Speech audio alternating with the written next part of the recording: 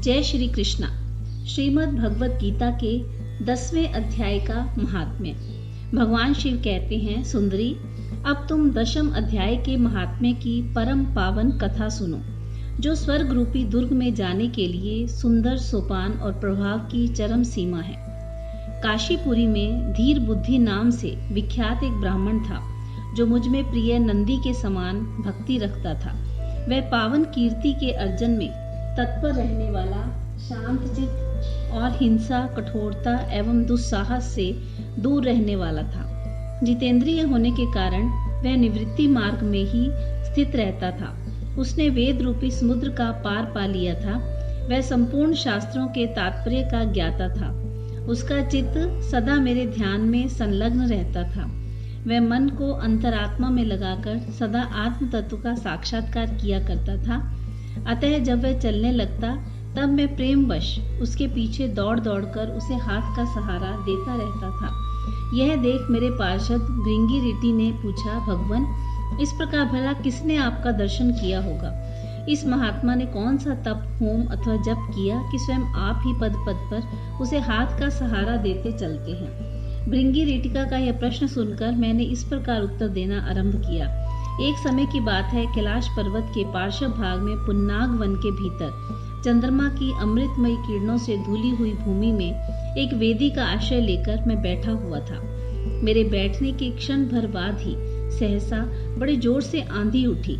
वहां के वृक्षों की शाखाएं नीचे ऊपर होकर आपस में टकराने लगी। कितनी ही टहनियां टूट टूट कर बिखर गईं। पर्वत की अविचल छाया भी हिलने लगी। इसके बाद वहां महान भयंकर शब्द हुआ, जिसने पर्वत की कंदराएं प्रतिध्वनित हो उठी। तदंतर आकाश से कोई विशाल पक्षी उतरा, जिसकी कांति काले मेघ के समान थी।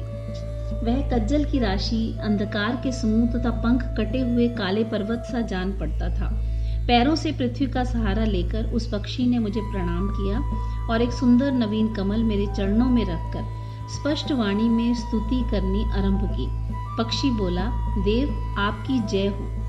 आप चिदानंदमयी सुधा के सागर तथा जगत के पालक हैं। सदा सद्भावना से युक्त एवं अनासक्ति की लहरों से उल्लासित हैं। आपके वैभव का कहीं अंत नहीं है। आपकी जय हो। अद्वैत वासना से परिपूर्ण बुद्धि के द्वारा आप त्रिविध मलों से रहित हैं। आप जितेंद्रिय भक्तों के अधीन रहते हैं तथा ध्यान में आपके स्वरूप का साक्षात्कार होता है। आप अविद्यामय, उपाधि से रहित, नित्य मुक्त, निराकार, निरमय, असीम, अहंकार शून्य, आवरण रहित और निर्गुण हैं। आपके चरण कमल शरणागत भक्तों की रक्षा करने में प्रवीण हैं। अपने भयंकर ललाट रूपी महासर्प की विष ज्वाला से आपने कामदेव को भस्म किया है। आपकी जय हो। आप प्रत्यक्ष आदि प्रमाणों से दूर होते हुए भी प्रमाण्य स्वरूप हैं। आपको बार बार नमस्कार है। चैतन्य के स्वामी तथा त्रिभुवन रूपी धारी, आपको प्रणाम है। मैं श्रेष्ठ योगियों द्वारा चुंबित आपके उन चरण कमलों की वंदना करता हूँ, जो अपार भव पाप के समुद्र से पार उतारने में अद्भुत शक्ति हैं। महादेव साक्षात बृहस्पति भी आपकी स्तुति करने की दृष्टता नहीं कर सकते। सहस्त्र मुखों वाले नागराज शेष में भी इतनी चातुरी नहीं है कि वे आपके गुणों का वर्णन कर सकें। फिर मेरे जैसे छोटी बुद्धि वाले पक्षी की तो विसात ही क्या है। उस पक्षी के द्वारा किए हुए इस स्रोत को सुनकर मैंने उससे पूछा, विहंगम, तुम कौन हो? कहाँ से आए हो? तुम्हारी आकृति तो हंस जैसी है, मगर रंग कौवे का मिला है। तुम जिस प्रयोजन को लेकर यहाँ आए हो, उसे बताओ। पक्षी बोला, देवेश, मुझे ब्रह्मा जी का हंस जानिए। दुर्जटे जिस कर्म से मेरे शरीर में इस समय कालिमा आ गई है, उसे सुनिए। प्रभु, यद्यपि आप सर्वज्ञ हैं, अतः आपसे कोई भी बात छिपी नहीं है, तथापि यदि आप पूछते हैं तो बतलाता हूँ। सौराष्ट्र नगर के पास एक सुंदर सरोवर है, जिसमें कमल लहलहाते हैं। उसी में से बाल चंद्रमा के टुकड़े जैसे श्वेत मृणालों के ग्रास लेकर मैं बड़ी तीव्र गति से आकाश में उड़ रहा था। उड़ते उड़ते सहसा वहां से पृथ्वी पर गिर पड़ा। जब होश में आया तो अपने गिरने का कोई कारण न देख सका, तो मन ही मन सोचने लगा, अहो, यह मुझ पर क्या आग पड़ा? आज मेरा पतन कैसे हो गया? पके हुए कपूर के समान मेरे श्वेत में यह कालिमा कैसे आ गई? इस प्रकार विस्मित होकर मैं अभी विचार ही कर रहा था कि उस पोखर के कमलों में से मुझे ऐसी वाणी सुनाई दी, हंस उठो, मैं तुम्हारे गिरने और काले होने का कारण बताती हूँ। तब मैं उठकर सरोवर के बीच में गया। वहां 5 कमलों से युक्त एक सुंदर कमलिनी को देखा। इसको प्रणाम करके मैंने प्रदक्षिणा की और अपने पतन का सारा कारण पूछा। कमलिनी ने बोला, कलह हंस, तुम आकाश मार्ग से मुझे लांघ कर गए थे। उसी पातक के परिणामवश तुम्हें पृथ्वी पर गिरना पड़ा तथा उसी के कारण तुम्हारे शरीर में कालिमा दिखाई देती है। तुम्हें गिरा देख मेरे हृदय में दया भर आई। जब मैं इस मध्यम कमल के द्वारा बोलने लगी हूँ, उस समय मेरे मुख से निकली हुई सुगंध को सूंघकर 60,000 भंवरे स्वर्गलोक को प्राप्त हो गए हैं। पक्षीराज, जिस कारण मुझ में इतना वैभव, ऐसा प्रभाव आया है, उसे बतलाती हूँ, सुनो। इस जन्म से पहले तीसरे जन्म में मैं इस पृथ्वी पर एक ब्राह्मण की कन्या के रूप में उत्पन्न हुई थी। उस समय मेरा नाम सरोज बदना था। मैं गुरुजनों की सेवा करती हुई सदा एकमात्र पतिव्रत के पालन में तत्पर रहती थी। एक दिन की बात है, मैं एक मैना को पढ़ा रही थी। इससे पति सेवा में कुछ विलंब हो गया, जिससे पति देवता कुपित हो गए और उन्होंने शाप दिया, पापिनी तू मैना हो जा। मरने के बाद यद्यपि मैं मैना हुई, तथापि पतिव्रते के प्रसाद से मुनियों के ही घर में मुझे आश्रय मिला। किसी मुनि कन्या ने मेरा पालन पोषण किया। मैं जिसके घर में थी, वे ब्राह्मण प्रतिदिन प्रातःकाल विभूति योग नाम से प्रसिद्ध गीता के 10वें अध्याय का पाठ करते थे और मैं उस पापहारी अध्याय को सुना करती थी।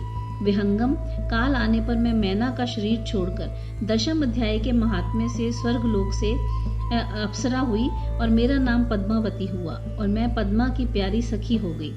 एक दिन मैं विमान से आकाश में विचर रही थी। उस समय सुंदर कमलों से सुशोभित इस रमणीय सरोवर पर मेरी दृष्टि पड़ी और इसमें उतरकर ज्यों ही मैंने जल क्रीड़ा आरंभ की, त्यों ही दुर्वासा मुनि आ धमके। उन्होंने वस्त्रहीन अवस्था में मुझे देख लिया। उनके भय से मैंने स्वयं ही एक कमलिनी का रूप धारण कर लिया। मेरे दोनों पैर 2 कमल हुए, दोनों हाथ भी 2 कमल हो गए और शेष अंगों के साथ मेरा मुख भी एक कमल हुआ। मुनिवर दुर्वासा ने मुझे देखा। उनके नेत्र क्रोधाग्नि से जल रहे थे। वे बोले, पापिनी, तू इसी रूप में 100 वर्षों तक पड़ी रह। यह शाप देकर वे क्षण भर में अंतर्ध्यान हो गए। कमलिनी होने पर भी विभूति योगाध्याय के महात्म्य से मेरी वाणी लुप्त नहीं हुई। मुझे लांघने मात्र के अपराध से तुम पृथ्वी पर गिरे हो। पक्षीराज, यहाँ खड़े हुए तुम्हारे सामने ही आज मेरे शाप की निवृत्ति हो रही है, क्योंकि आज 100 वर्ष पूरे हो गए। मेरे द्वारा गाए जाते हुए उस उत्तम अध्याय को तुम भी सुन लो। उसके श्रवण मात्र से तुम भी आज ही मुक्त हो जाओगे। यूं कहकर पद्मिनी ने स्पष्ट एवं सुंदर वाणी में 10वें अध्याय का पाठ किया और वह मुक्त हो गई। उसे सुनने के बाद उसी के दिए हुए इस उत्तम कमल को पाकर मैंने आपको अर्पण किया है। इतनी कथा सुनाकर उस पक्षी ने अपना शरीर त्याग दिया। यह एक अद्भुत सी घटना हुई। वही पक्षी अब 10वें अध्याय के प्रभाव से ब्राह्मण कुल में उत्पन्न हुआ। जन्म से ही अभ्यास होने के कारण शैशवावस्था में ही उसके मुख से सदा गीता के 10वें अध्याय का उच्चारण हुआ करता था। 10वें अध्याय के अर्थ चिंतन का यह परिणाम हुआ कि वह सब भूतों में स्थित शंख चक्रधारी भगवान विष्णु का सदा ही दर्शन करता रहता। उसकी स्नेहपूर्ण दृष्टि जब कभी किसी देहधारी के शरीर पर पड़ती, तब वह चाहे शराबी हो, ब्रह्म हत्यारा ही क्यों न हो, मुक्त हो जाता तथा पूर्व जन्म में अभ्यास किए हुए 10वें अध्याय के महात्म्य से इसको दुर्लभ तत्व ज्ञान प्राप्त हुआ तथा इसने जीवन मुक्ति भी पा ली। अतः जब यह रास्ता चलने लगता है तो मैं इसे हाथ का सहारा दिए रहता हूँ। भृंगिरेटे ने यह सब 10वें अध्याय की महामहिमा कही है। पार्वती, इस प्रकार मैंने भृंगिरेटी के सामने जो पापनाशक कथा कही थी, वही यहाँ तुमसे भी कही है। नर हो या नारी अथवा कोई भी क्यों न हो, इस 10वें अध्याय के श्रवण मात्र से उसे सब आश्रमों के पालन का फल प्राप्त होता है। जय श्री कृष्ण।